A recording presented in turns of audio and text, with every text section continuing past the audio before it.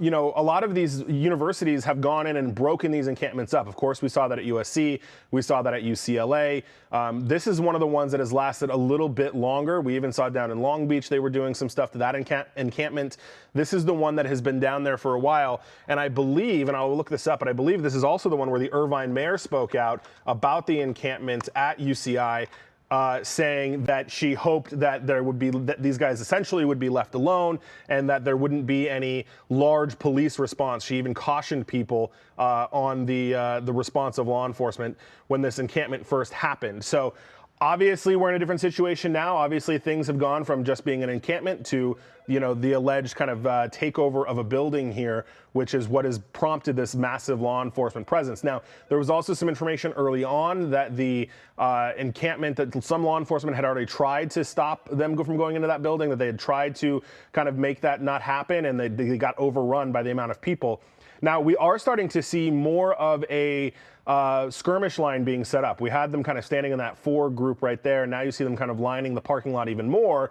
But again, at this point, that is only to protect kind of their command post that they've got set up. That's not even getting anywhere close to where these protesters are. And you can see they're being swapped out here with the sheriff's department. Now, the other kind of situation, and you see off to the right of that shot, this is a mix of people. This is not only, you know, the protesters, but these are all what appear to be, what I would assume are, minus the person carrying the flag there, students. You see people with backpacks. You see people kind of milling about. There's a couple kids with skateboards. So you're really going to get into a situation here with law enforcement where they're going to have to kind of balance how do we know who is who? How do we make sure that we get the right people out of there? You know, UC Irvine has put out a message to students and faculty saying to stay away from the area as this all goes on. Of course, that does not appear to be what's happening from a lot of these students. There is what they call a ZOT alert. The university just issuing this 3:11 p.m. about half hour ago. Saying the protest has escalated near Physical Science Quad. Avoid the area. They are asking people to shelter in place for your safety until further notice. And again, the UC Irvine website alerts that they are sending to students are calling this a violent protest. I do want to be clear, from our vantage point, we have not seen any violence at this point. We have seen them building those barricades. If, John, you can pan to the right, I want to show them those stairs again that have kind of been barricaded. A little hard to see from that shot, but right where that foldable table is, those are the stairs that go up there. And we watched as they kind of put that table there, put some other items in the way just to kind of barricade those stairs as much as they can. You see those pallets of wood that are also down there. And what now is starting to pop up, like I mentioned earlier, is these umbrellas, which again is a very common thing that we see in these protests. They are obviously trying to stop, you know, anything that's going to get thrown their way. When we had this at UCLA, it was actually counter protesters that were throwing things at them. And then eventually, you know, law enforcement, when they finally moved in and broke up the encampment there. There's a better shot from John where you can see all of the stuff that's kind of in there. It looks like there's trash cans in there. I see coolers, the tables, and then you go up and you've got students or protesters rather sitting at the top of the balcony there, kind of just looking over and looking at things. Now, what we don't know is if how many people, if they in fact did make it into that lecture hall, we don't know how many people are in there. And then, John, if you can give me a little bit wider of a shot, I'm just trying to get a scope of the size of that lecture hall. And I do want to let our viewers know we are a little bit you know, inhibited by the situation or by the situation of law enforcement helicopters above us. This is also very close to John Wayne Airport, so we can't always get kind of on top of the situation like we would usually be able to because of the law enforcement helicopters and because of the proximity to John Wayne Airport. So, but as you can see, it is a decent sized building. So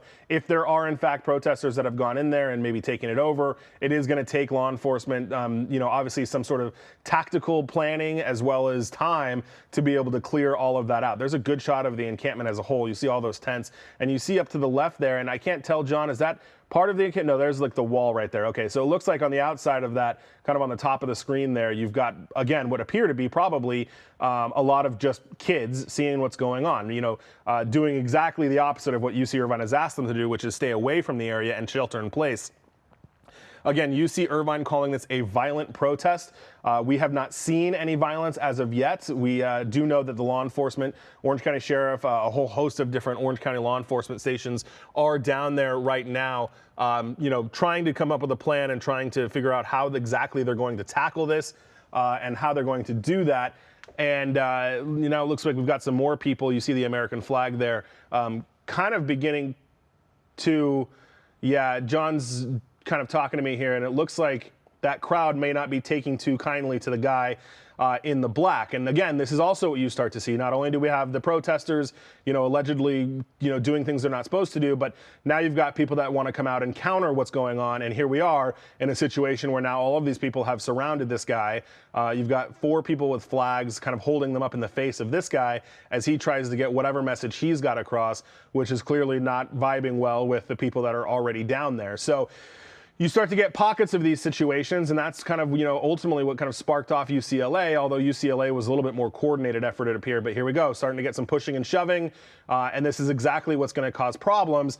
And we'll have to see, if this guy's going to kind of let it go and walk away, which it kind of appears that he is right now, which, really, as he goes behind that building, hopefully he is leaving the area, because that is obviously what we don't want, is we don't want that situation. Oh, here he comes right back in.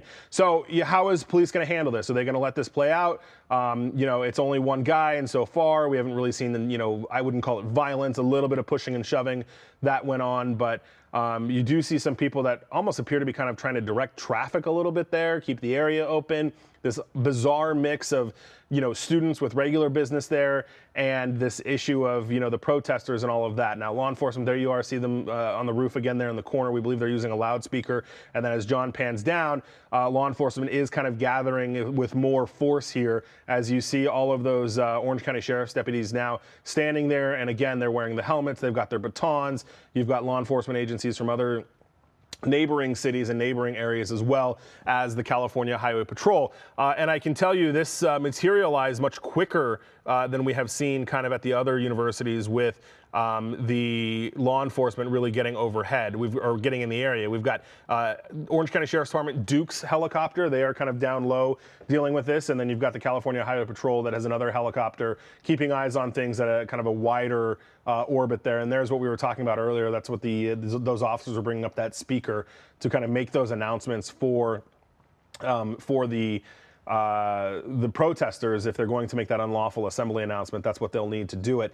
Kind of a wider shot of campus here. You can see, most of the campus, of course, peaceful and calm, and it's just this one area and that physical science quad building that is really the problem right now, where you've got these protesters that, again, UC Irvine calling them violent protests.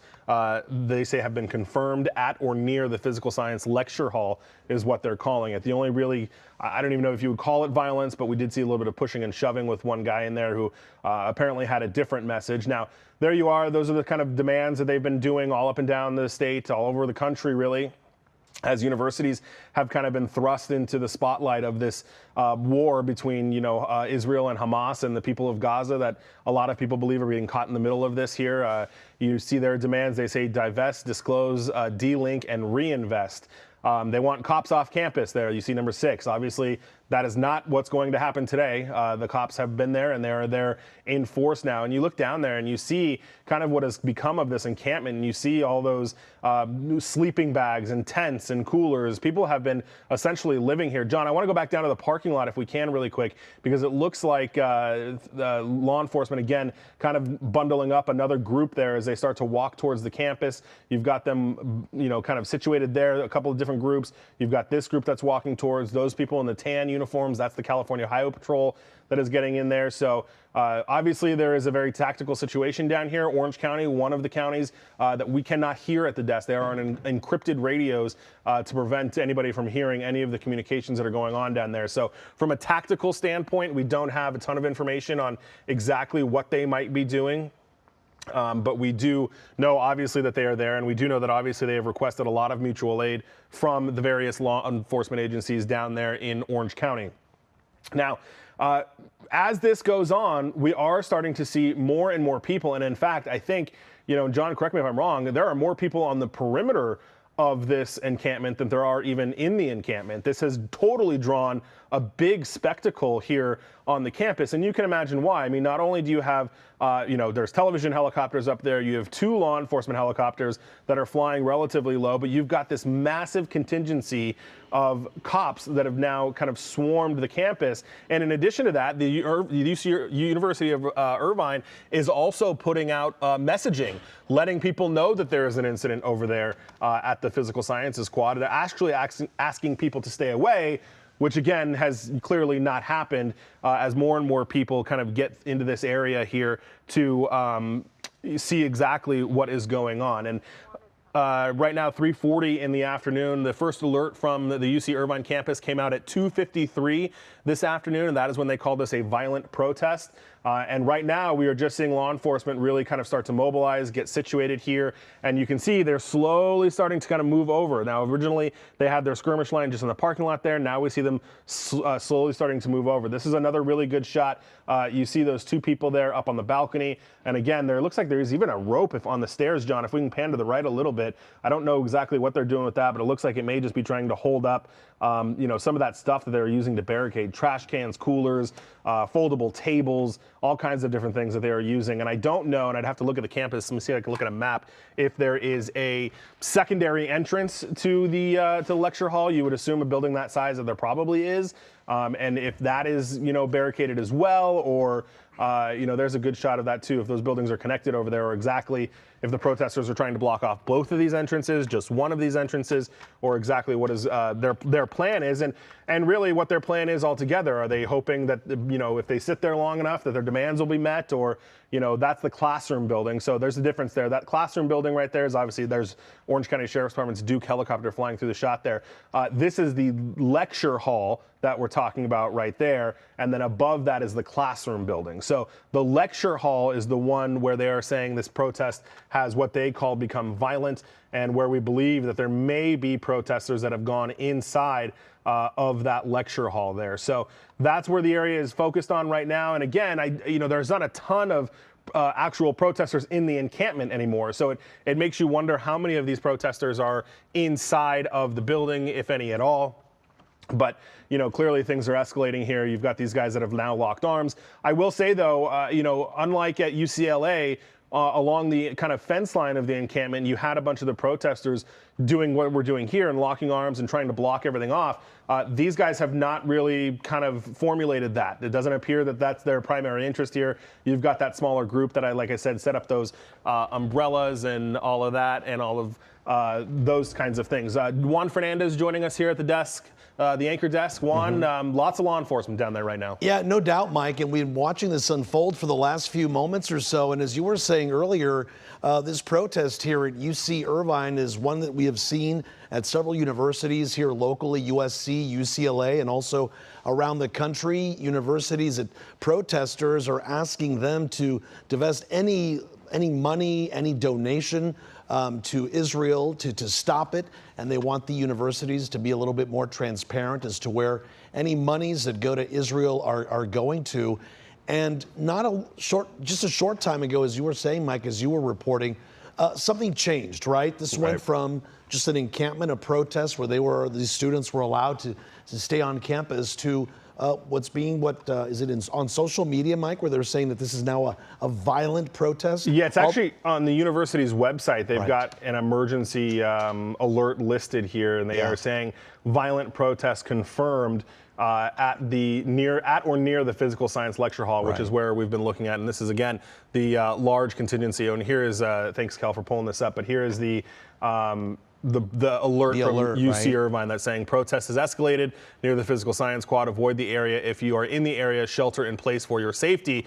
And as we've been seeing from SkyCal, that is not what anybody has been doing. There are tons and tons of people that have really gathered around this one, more so than any protesters I've seen. It appears there are more people looking at what's going on than actual protesters that we've seen. And again, we can't see inside that lecture hall. We don't know how many people, if any, are in there. But you see the Orange County Sheriff's Department really starting to mobilize here. Yeah, I'm looking at that right there, Mike. And on the right side of your screen, I believe, is this a live camera right now? Yeah, it looks like we did dispatch our Michelle Geely down there. I don't know if this is her or a second photographer, but yeah, right up there against the police line. That's Irvine Police right there in the front. And like we were talking about, tons of mutual aid from Orange County. Yeah, no doubt. Again, this happening on UC Irvine. We now have a ground crew on the scene right there. You can see the officers with their batons, the Sheriff's Department just behind them there.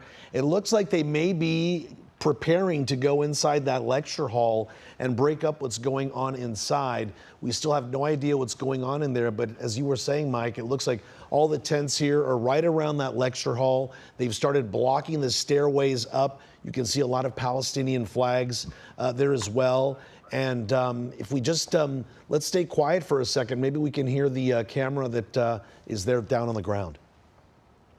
Oh, we don't have any sound from that. All right, well, you can see the protesters there with the Palestinian flag. They're making their voices heard. Obviously very upset over what's going on in Gaza as the conflict there continues now between Israel and Gaza as they try to oust Hamas from the area there.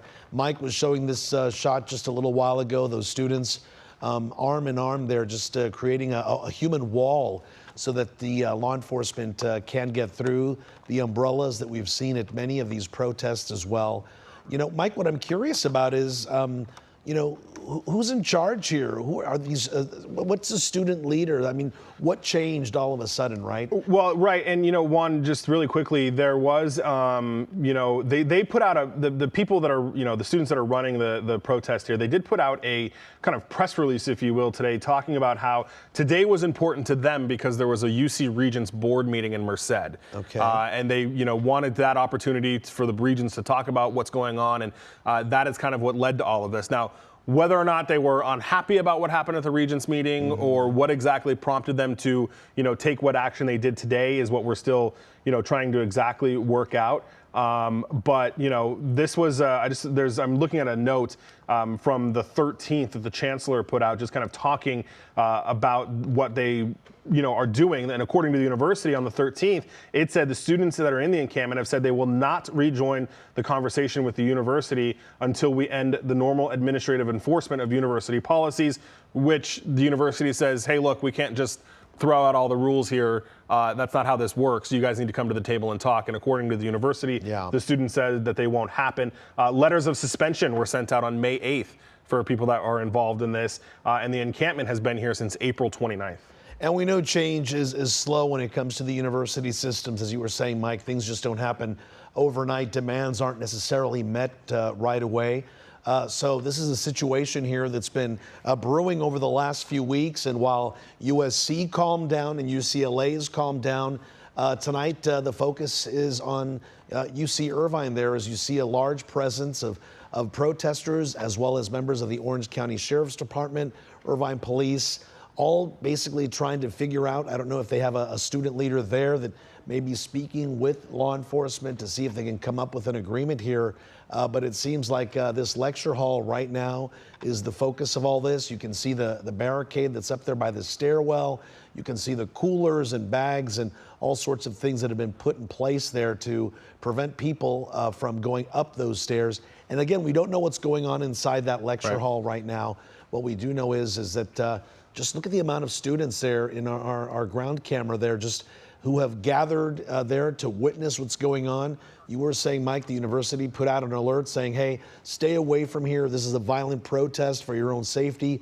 Stay away. But I mean, right now from the crowd, it looks like the crowd is very peaceful. They're just kind of observing what's going on, right? And if we can, in the booth, if we can take my computer, I have some pictures of what the lecture hall looks like on the inside, and I just kind of want to show people what kind of you know, building we're talking about here. And you can see it is a typical college lecture hall. It is pretty big, but it also is a lot of room for people to be in. There's of course the, you know, technology that I'm sure people are concerned about, but these are some of the pictures that are on the UC Irvine website that just show what the inside of that lecture hall looks like. So I just kind of wanted to show people that picture. As you see now, Juan, a really large law enforcement contingency right here on the left side of the screen. And as we talked about, more people on the outside are watching this than we've seen actual even protesters. So I just am curious how many people are actually inside of the lecture hall and are not out here. Yeah, and we're going to be checking social media to see if anybody posts either videos or pictures of what's exactly going on inside that lecture hall at UC Irvine. You see a lot of students there milling around. They're on their cell phones. Others there, you can clearly see they are protesters there, pro-Palestinian protesters out there. And again, quite a large group that continues growing at this hour. And so much law enforcement now descending on UC Irvine, which they're basically pulling these officers out of the community, patrolling the community, just to kind of watch this basically standoff between law enforcement and protesters when it's basically the university that is what they want to talk to and make changes. So it's just one of these situations where it's very tense. It's very frustrating for people who just want to go about their day there at the university and just, go to school and whatnot. And you can see here this protest that had been allowed to, this encampment that has been allowed to just stay in the area here has now continued to grow.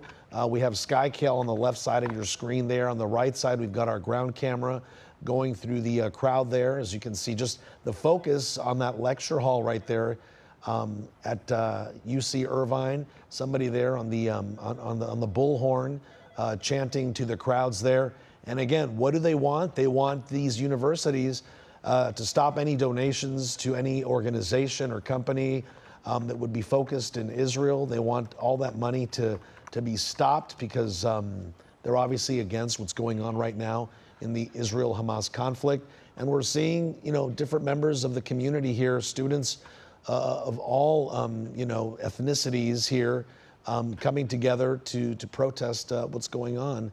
And Mike, would we know at all whether or not law enforcement is planning anything, or would they tell us? Well, we've been in contact with a couple of them, and UCPD is the primary agency. They're the lead agency in this. It's their campus.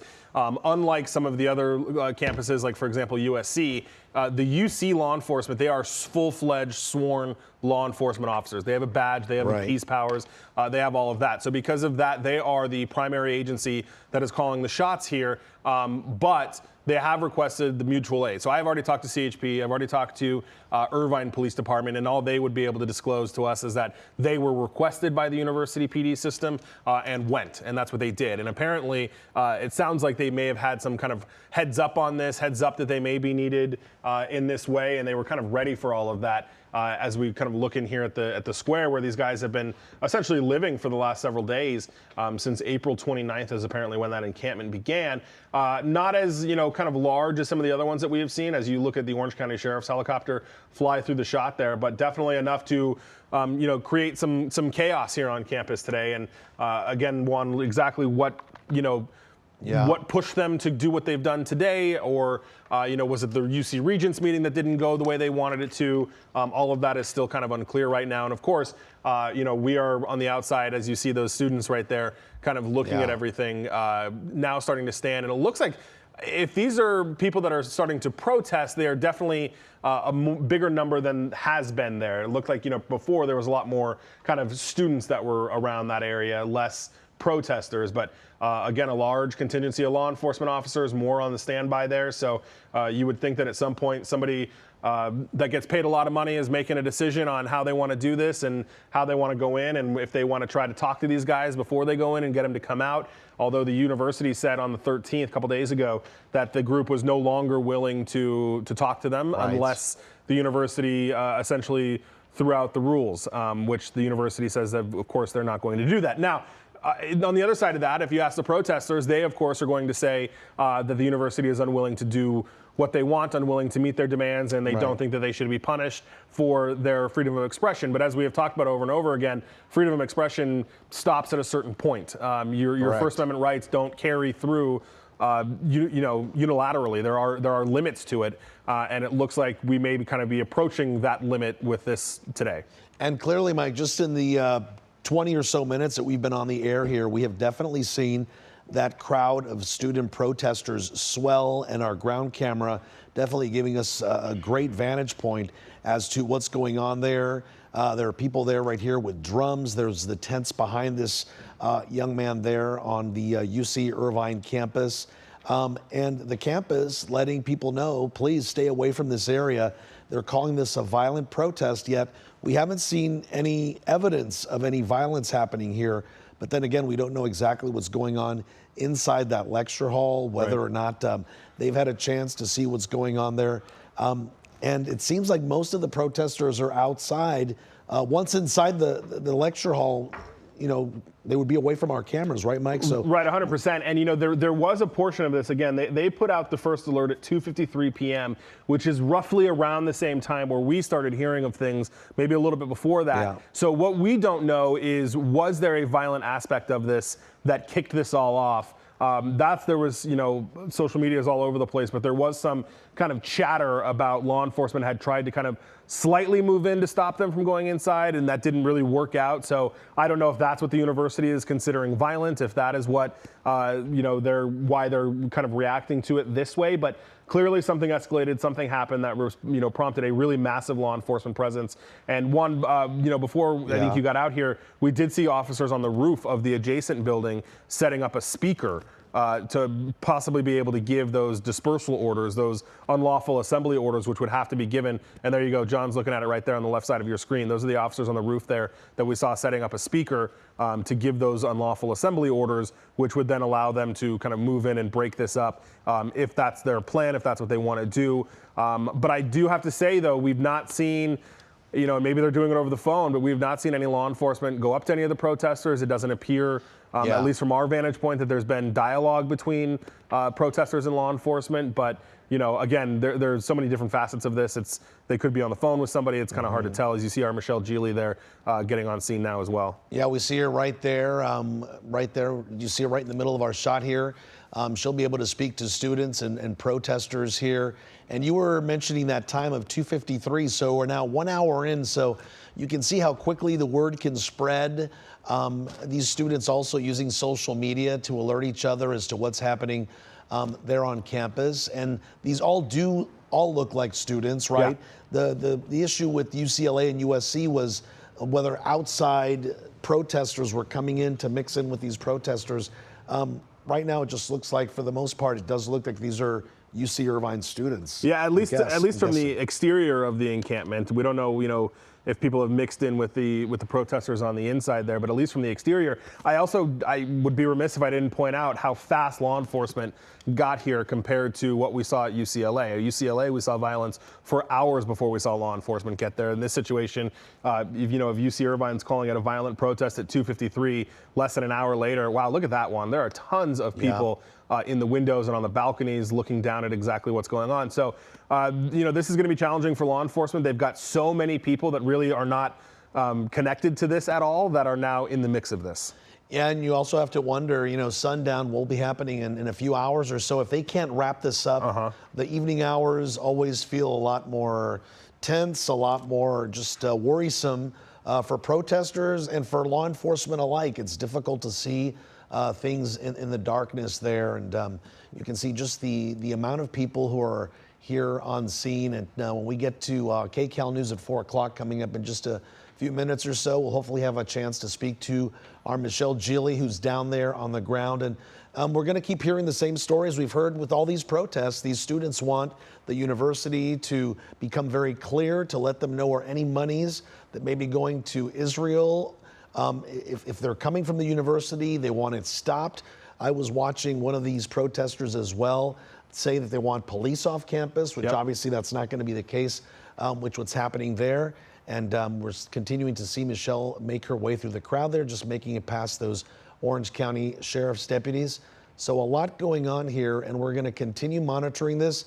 If you're watching this on the stream, please turn to Channel 9, KCAL News at 4 o'clock, starting up just a few moments here.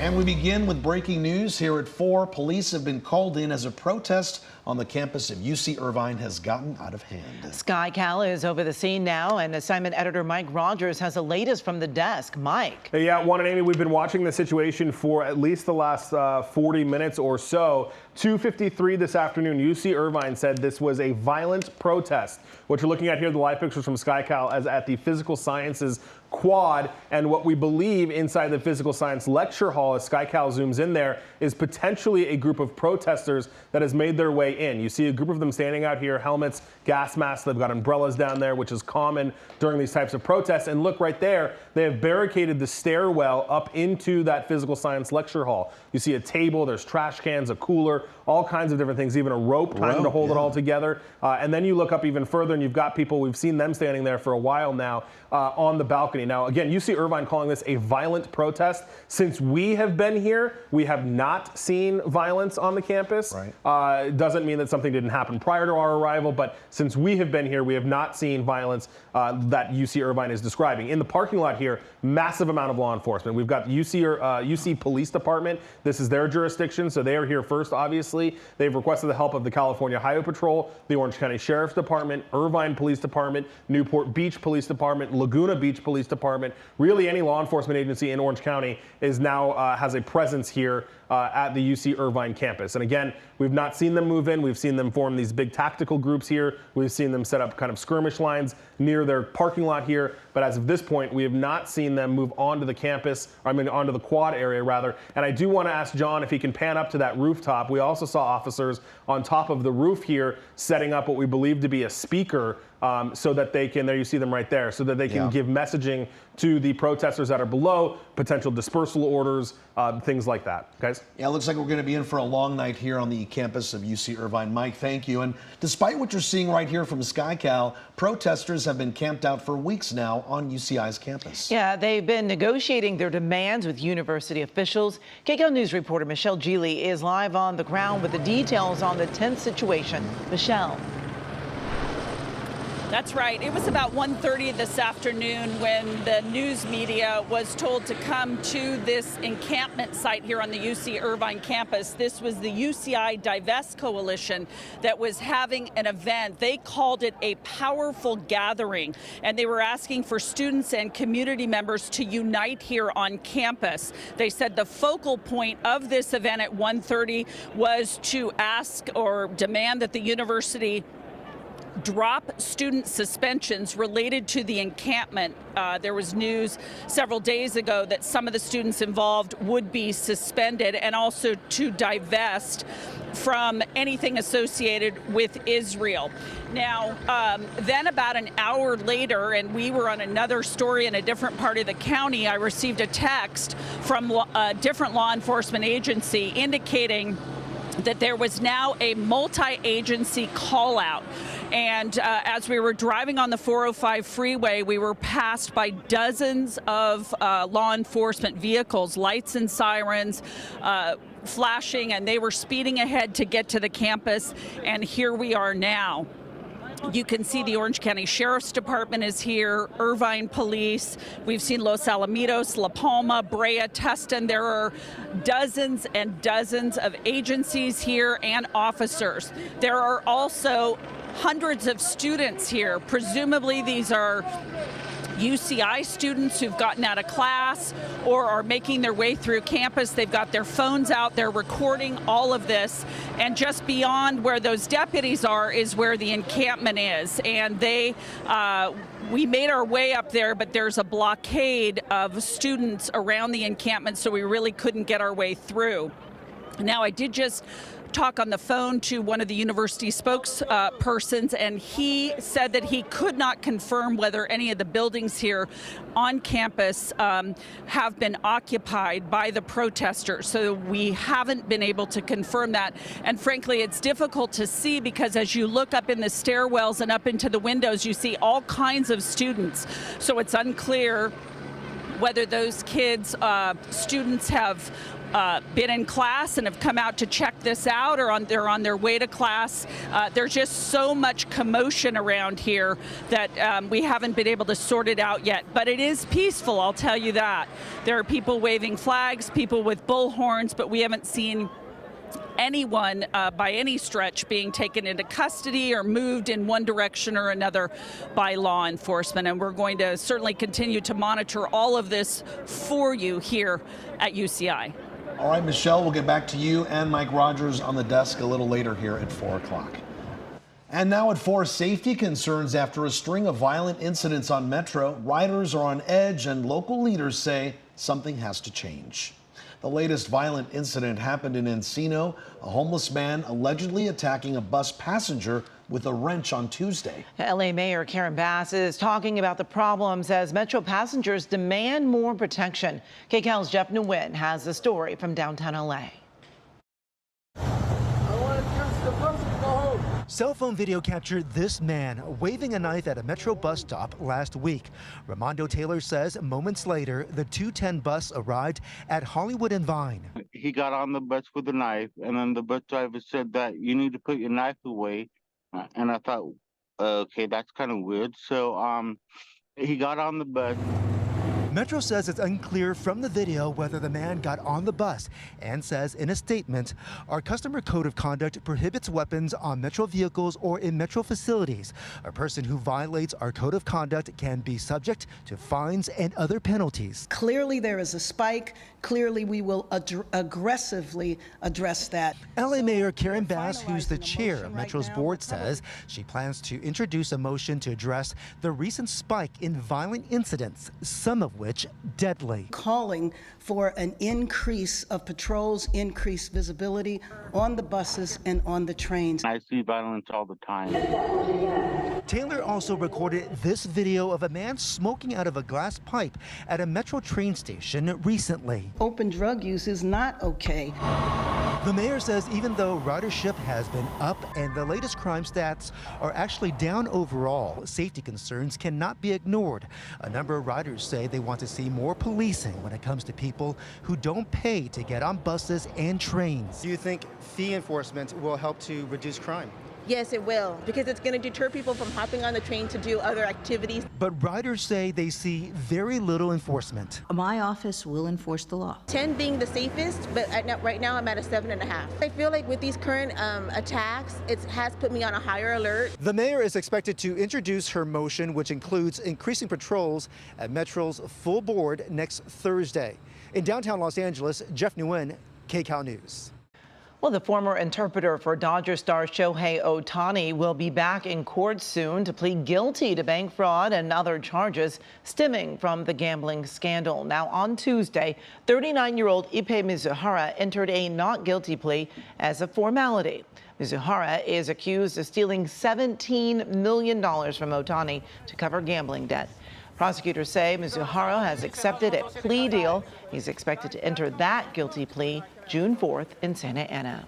A UCLA student has filed a lawsuit against the school alleging the university did not protect her or other Jewish students and faculty during recent Encampment protests over the Israel-Hamas war.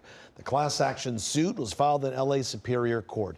It seeks compensatory damages as well as court orders to eliminate the creation of a, quote, dangerous condition of public property. The suit also calls on the court to prevent outside anti-Semitic groups and organizations from providing funding to the university. UCLA released a statement saying, we are aware of the filed complaint. UCLA remains committed to supporting the safety and well-being of the entire Bruin community. Because this filing involves ongoing litigation, we are unable to comment further. Well, a damaging fire hitting close to home for firefighters. Now, we reported on this when it happened earlier this month, a fire at a fire station in Huntington Park. And now, as KCAL's Amanda Starantino shows us, there's an effort to help those firefighters. It is the last place you would expect a fire to start, the fire station itself. At LA County Fire Station 164 on Santa Fe and Huntington Park, early in the morning on May 1st, just an hour and a half after firefighters returned from an arson call, they were woken up by someone passing by who saw the flames. Pictures of the fire coming out the front doors. So another 10 minutes, it could have been a tragedy here. We were just very fortunate. The 11 firefighters on duty went to work to save what they could. You've all probably seen the video of them out there in their flip-flops, trying to put out their fire station. That's just a devotion these guys have. No one was hurt, but everything inside, a total loss. Steve Burnau is the president of the Los Angeles County Firemen's Benefit and Welfare Association. This fire station is known as the Big House. Throughout the years, a lot of personalities have worked here, and they reached out to me and wanted to know how we could help out the guys. Through the nonprofit, Burnau is raising money to help the firefighters at Station 164. Firefighters of this community carry a lot of specific gear. A lot of that specific gear isn't provided by the fire department. A lot of that stuff was lost that morning. Many of them purchased their own leather boots, special gloves, personal axes so they can better fight fires. They also lost a lot of their personal items like phones, wallets, along with other things and tools they have on hand. Your firefighters are still out here supporting you even though they lost everything. The fire station building itself is now tagged, saying it's not safe to enter. But Station 164 is still fully operational, with the firefighters staying in trailers right in the back. That's one thing about the fire department. We'll always be here 24/7.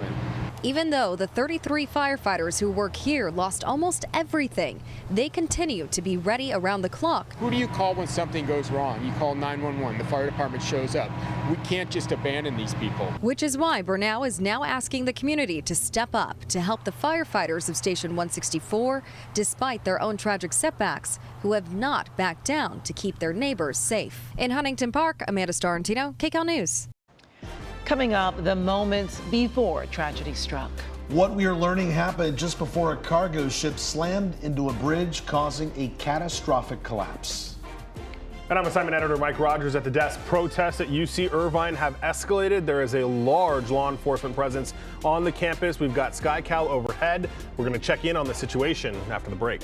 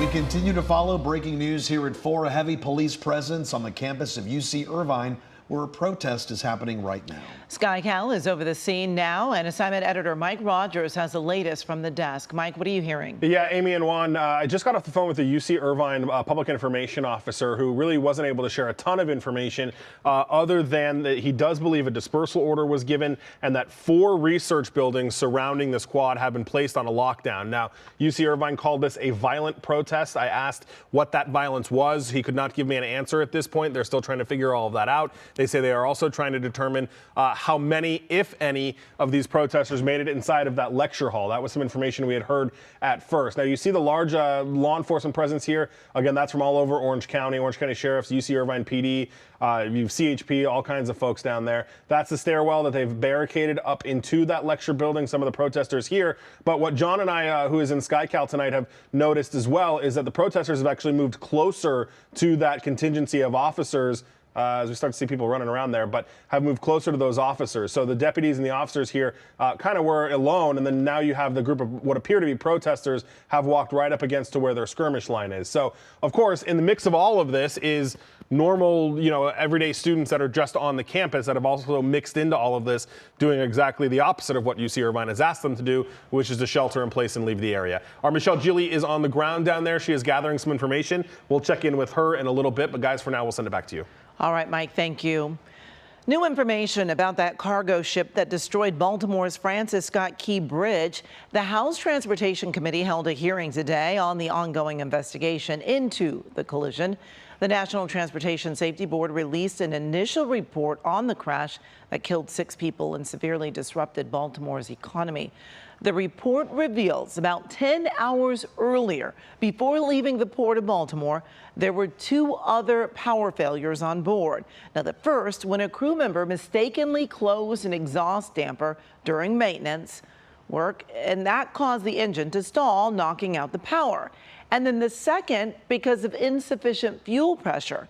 The crew adjusted the configuration of the ship's electrical system to get the power back on before leaving port. TSB will certainly want to understand exactly what those problems were on the day before the ship sailed. They're going to want to understand why those generators failed. The NTSB is still working to understand if the response to the initial power outages played any role in the ship losing power before it crashed into the bridge. Well, some community activists want LA County supervisors to prioritize care over crime enforcement and are calling for budget cuts to the Sheriff's Department. No more. No more. Look, it's political, and that is how it felt. The Reimagine LA Coalition rallied outside the county supervisor's office in downtown LA.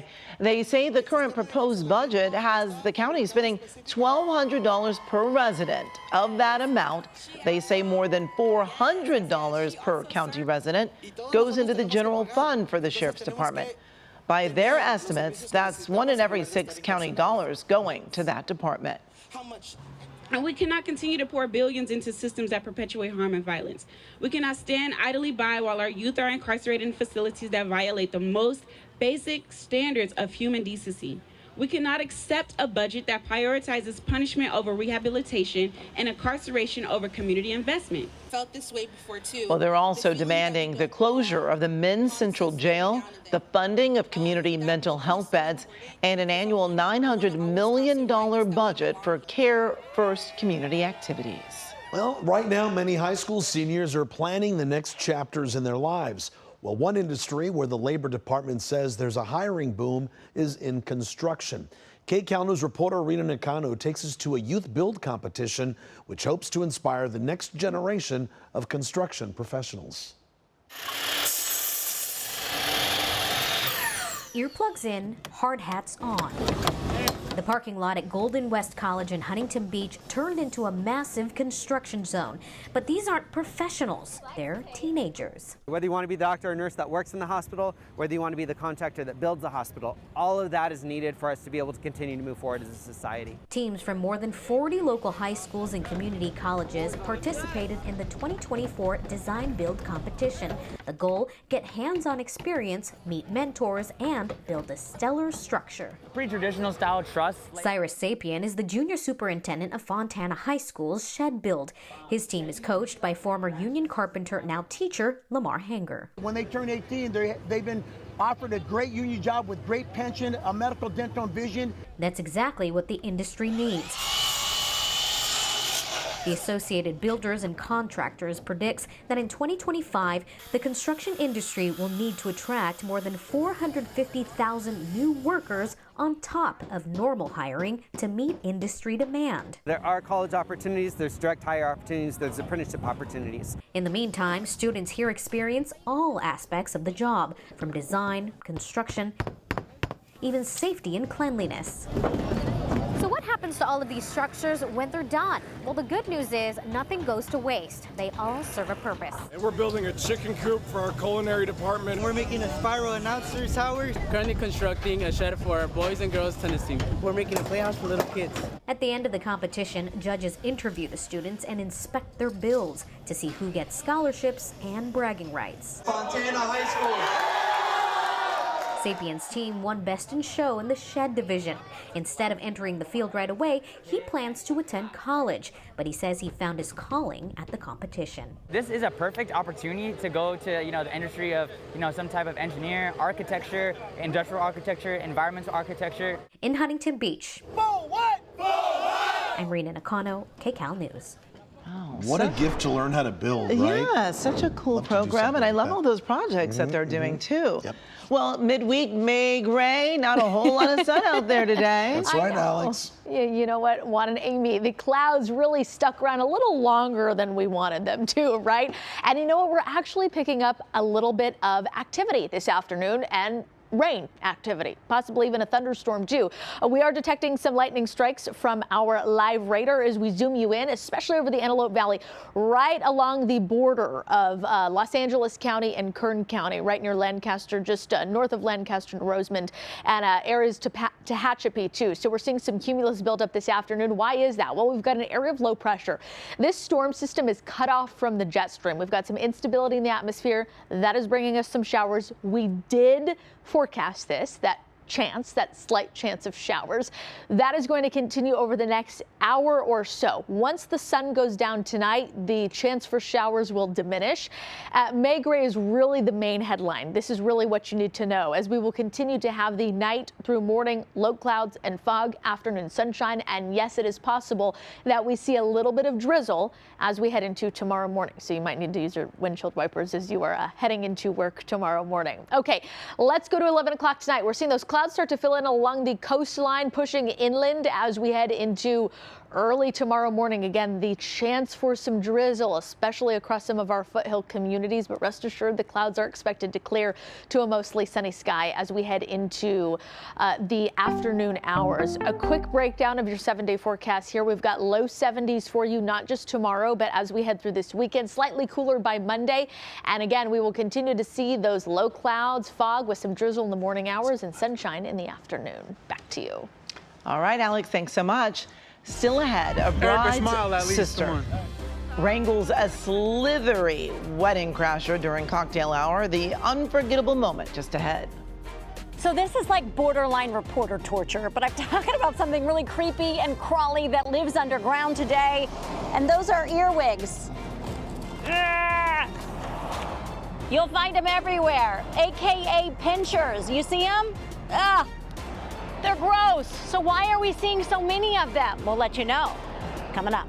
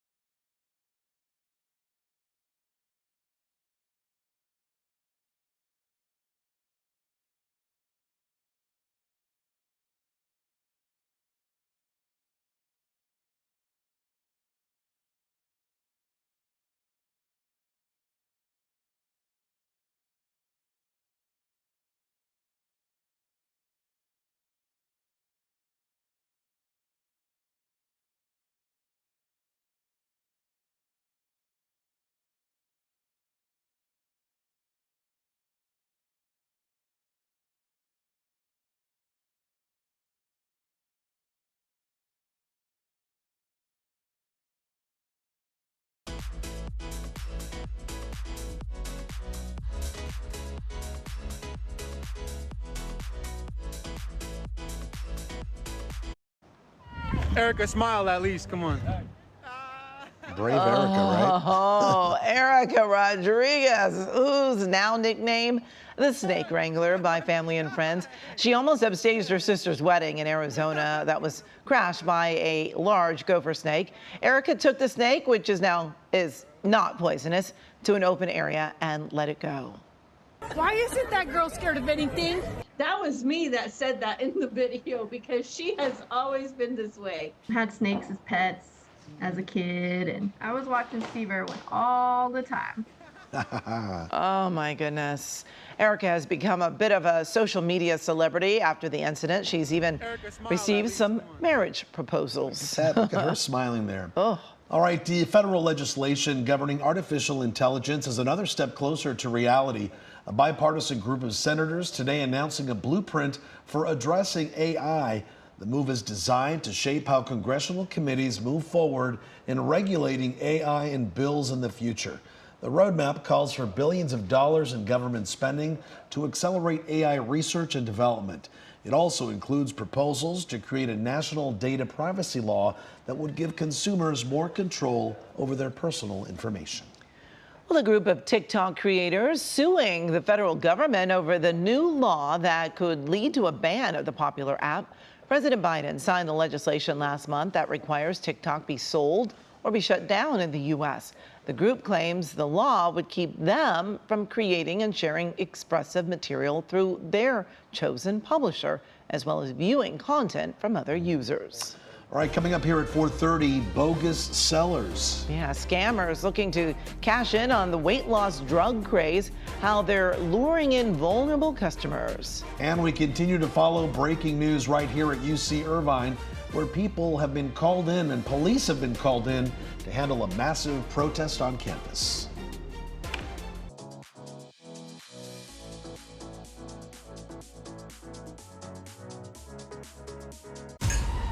You need to send a message.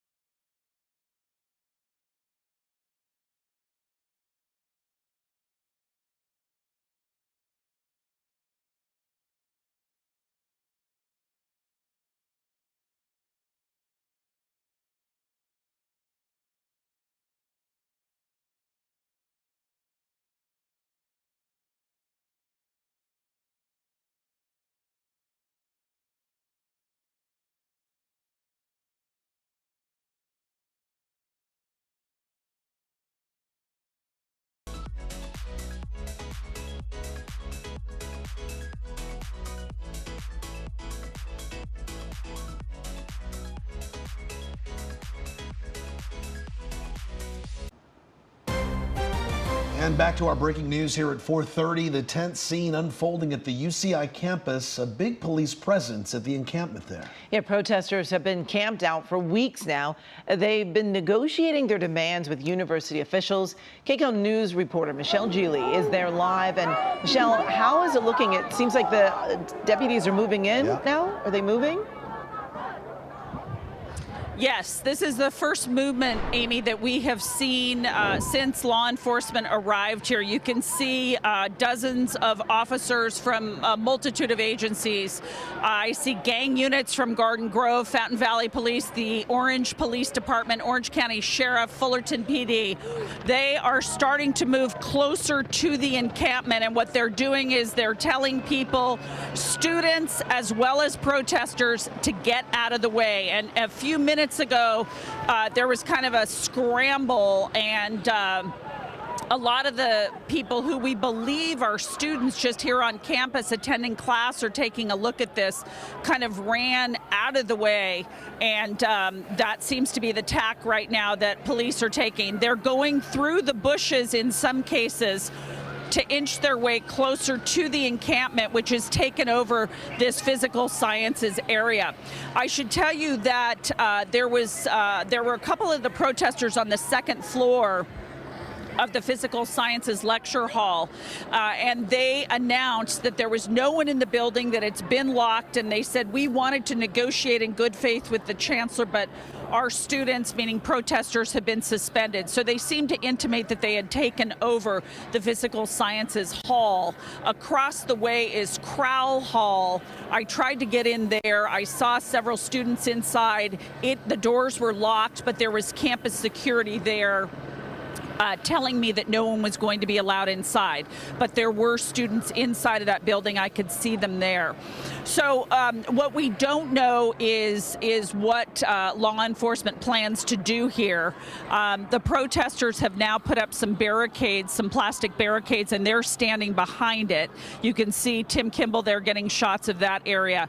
And they're just slowly making their way, holding batons.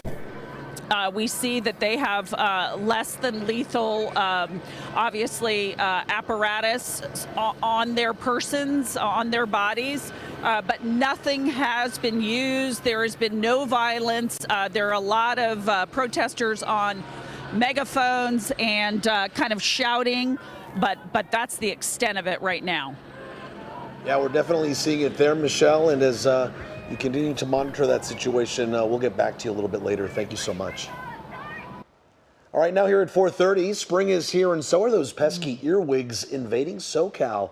Earwigs, or pincher bugs, as some people call them, have been laying low since the start of spring, but they're making themselves known now. Yeah, so if you're not seeing them yet, you probably will soon. KCAL's Joy Benedict digging into this story. Things may look calm on the surface, but look a couple of inches below ground, there is an invasion of earwigs, and they seem to be creeping out. Is it just me? But everyone's been seeing the pincher bugs a lot recently, even in the houses too. Kayla Becerra lives in Jurupa Valley, where earwigs, also known as pinchers, are thriving. Maybe it is because we've been having more rain, and the gloom, maybe they like that. Rain is the key, as parts of Southern California saw more than 20 inches this winter, an enticement for the pesky pincher. The environment is conducive for them to actually breed more, so they will lay more eggs. Dr. Chow Yang Lee is an entomologist and professor at UC Riverside. Their presence are very much associated with moisture. So drier years, you tend to see less of the earwigs compared to those years that they have more moisture. But he says earwigs aren't really bothering anyone. They aren't bad for the environment or your home if you can stomach the sight. They just kind of crawl into the house, and then we kind of just catch them and put them back into the backyard. Are they too big to squish? Do you take them out? How do you handle this? I think I'm more of like, I didn't even see you. I think I just look away because I don't even want to kill them. I'm just like, you're inside now, I guess. Just don't bother me. And of course, every rock I turned over seemed to be earwig empty. Right. Show me what you got. But our photographer, Gus, was the earwig enchanter. We found the mothership. In the tropical region, some of the earwigs are actually considered beneficial because they actually feed on little bugs. Around here, earwigs just eat vegetation. But if you are seeing more of them in your home, you may want to look around it. Look for wet places outside your home by lifting up rocks or, oh my goodness, that's too many. Rocks or, I forgot what I was going to say. Sorry, I needed a minute. But basically, you want to look underneath your rocks or specifically your mulch and then dry that out, and then hopefully the earwigs will go away. So as long as, you can remove the moisture, you should see a decline in the earwigs number. Just know this critter has been crawling since before the dinosaur, so you won't get rid of them altogether. I don't even know what you can do about them. Yeah, nothing much really. Just live with them. Oh my goodness! Instead, just wait a few weeks. Things will warm up, and this insect will leave on its own and head back below the surface to hide until next year. Joy Benedict, KCAL News. I've seen those by my front porch. Yeah. What do you do about it? All right. Up next, Uber Shuttle. Yeah, catching a ride to the airport or a concert is about to get even easier. The new rideshare feature that you may want to keep in mind. And Chuck E. Cheese closing the curtain on its iconic band, but there's still one spot where you can still jam out. We'll tell you where ahead.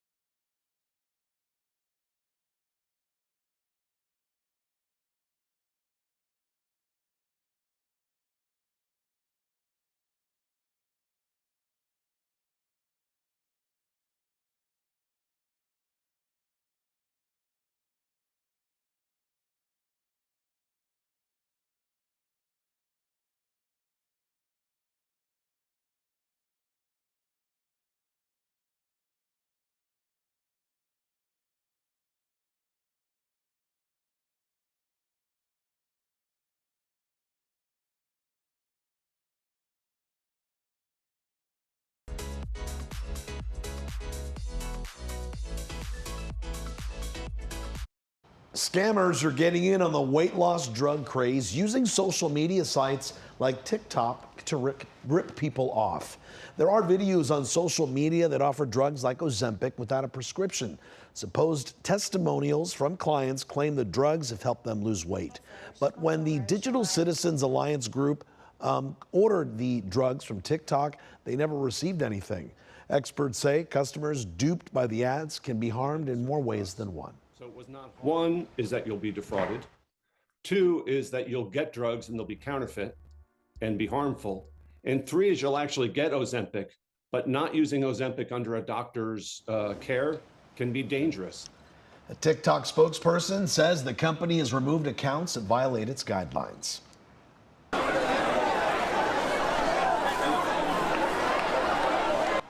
Well, Well, a first-year feat for the Naval Academy's class of 2027. The freshman class, also known as plebes, took part in the traditional Herndon Monument climb. They have to get to the top of the 21-foot object that's greased up with 200 pounds of lard. After forming a pyramid at the bottom, they grab the Dixie cup at the top and replace it with an upperclassman's hat, all while being doused with water. Took them 2 hours, 19 minutes, and 11 seconds to get it done. That's actually 11 minutes faster than last year's class. Look at all the grease there at the top. Yeah. My goodness. Right, Uber announced the launch of a new service that allows customers to book a shuttle to the airport, concerts, or sporting events. It's called Uber Shuttle. Riders can book up to 5 seats in a shuttle from a central location to an event or to the airport for less than the price of a regular Uber ride. The cost won't be affected by surge pricing. Space can be booked up to a week in advance. Uber plans to partner with local shuttle companies. Uber will be able to rate and tip drivers in the Uber app as usual. Uber Shuttle will roll out in the coming months. Feel the magic now that you're here. Together we'll make the good times right here.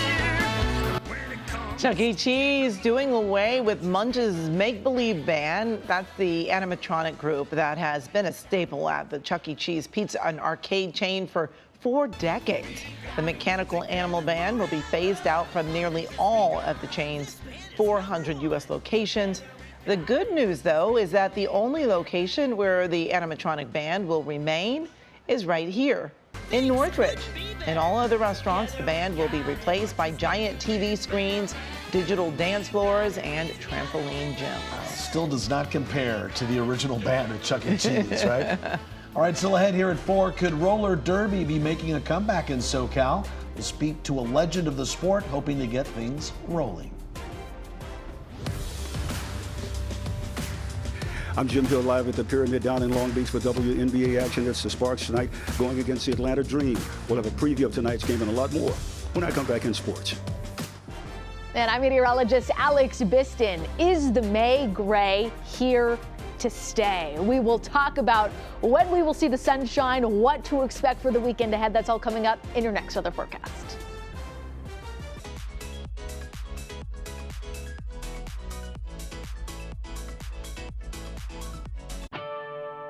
If you're shopping for a home, Realtor.com's Real View Maps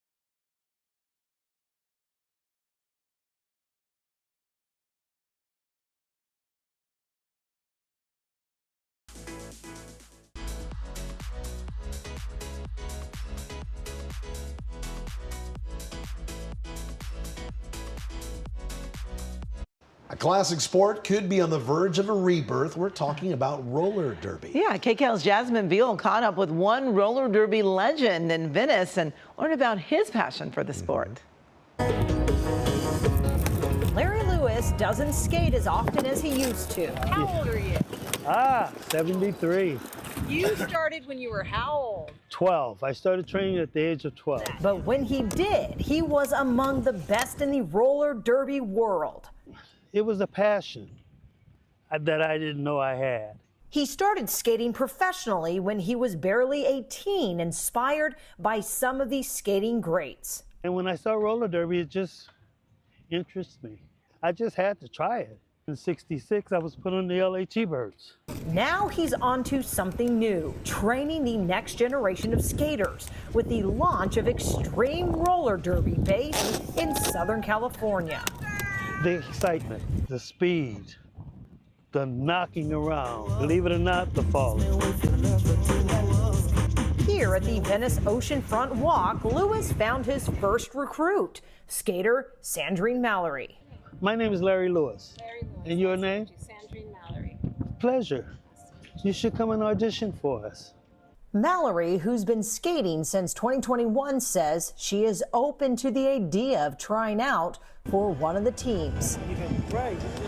I'm competitive, so roller derby could be an option. It's fun. This ramp right here at this Venice skate park is nothing compared to what they want at this Extreme Roller Derby. We're talking about a ramp 25 feet high at a 45-degree angle.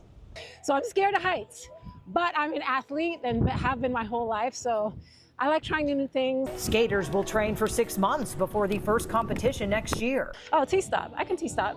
Lewis says he's excited to revive the sport in the City of Angels and pay tribute to those who came before him.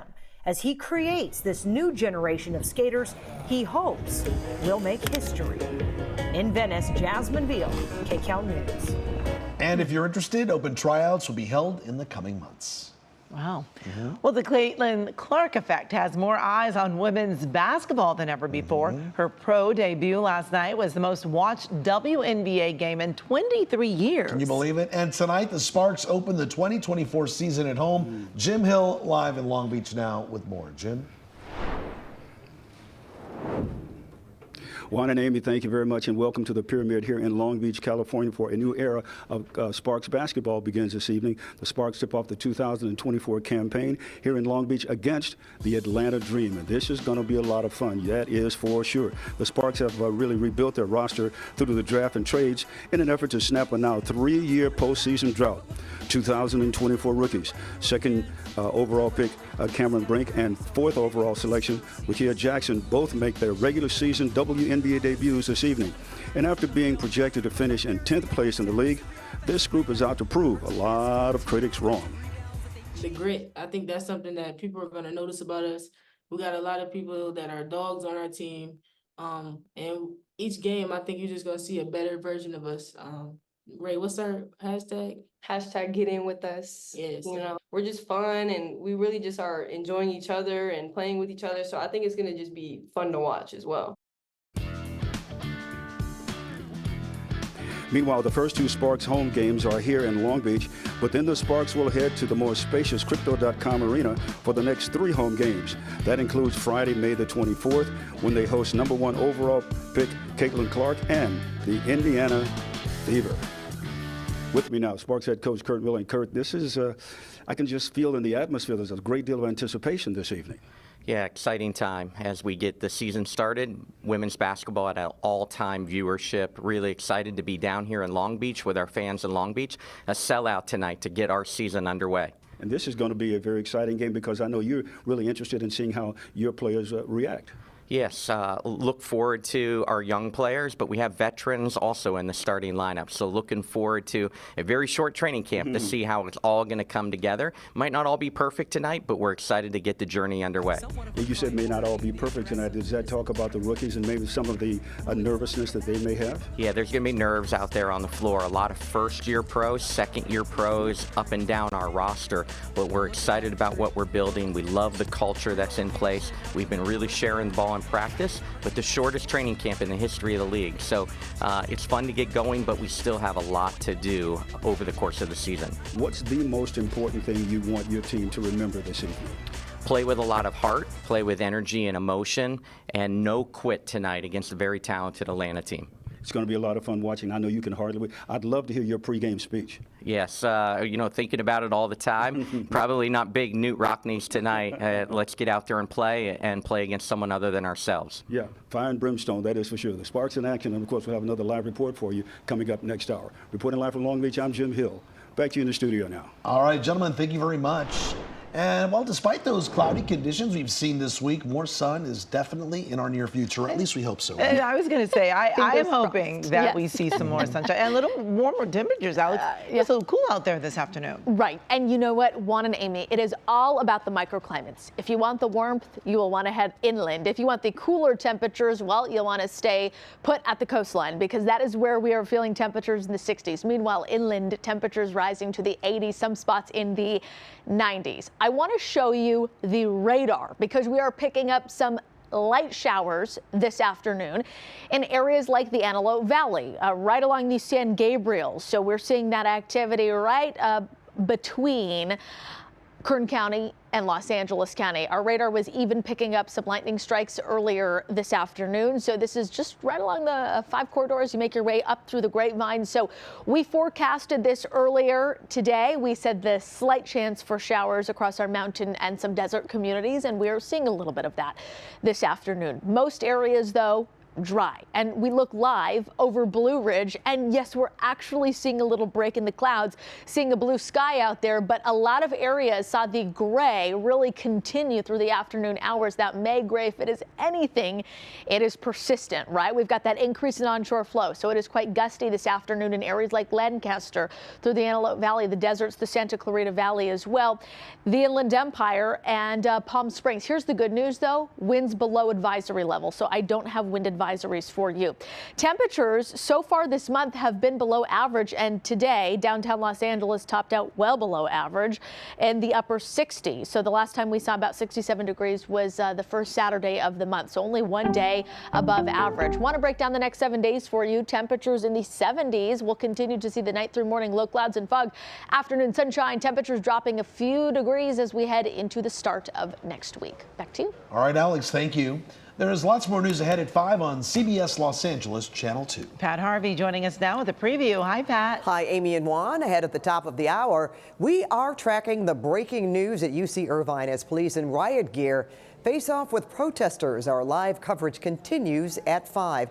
And why the former owner of the Dodgers wants to be the new owner of TikTok. Frank McCourt's bid for the social media app. All that and much more ahead on KCAL News at 5 on CBS Los Angeles, Channel 2. Juan and Amy, back to you. All right. Thank you, Pat. Still to come at 4, school shenanigans.